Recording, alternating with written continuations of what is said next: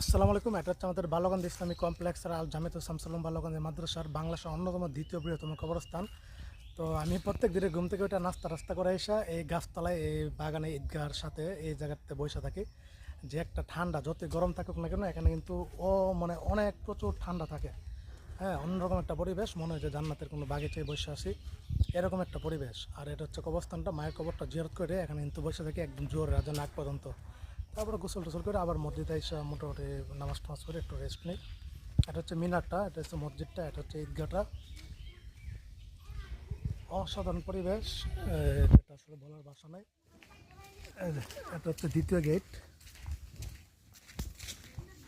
পিতৃ বলে কোনো জাম টাম পাইলে এটা গ্রামে যাচ্ছে। এটা হচ্ছে দ্বিতীয় গেট। হ্যাঁ, আর কবরস্থানটা হচ্ছে আপনার ওই যে আমার মায়ের কবরটা এসে, ওই যে মায়ের কবরটা জিয়ারত করতে যাবো। ওই যে মায়ের কবরটা,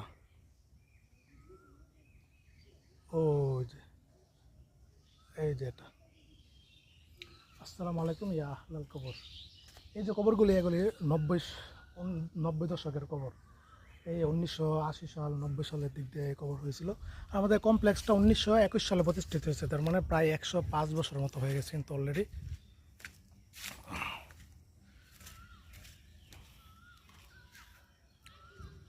এই যে দেখেন হাজার হাজার মায় দেখেন না সাহিত্য অবস্থায় আছে। আরেকটা কবর করা হচ্ছে, সম্ভবত একটা শিশু মারা গেছে, এই শিশুদের প্লটে এখানে একটা কবর করা হচ্ছে। প্রচুর গরম।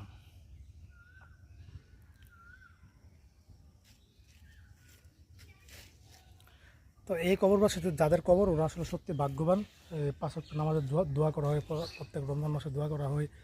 তাছাড়া হচ্ছে আপনার এই প্রত্যেক 24 ঘন্টা এখানে দোয়া করা হয় ওদের জন্য।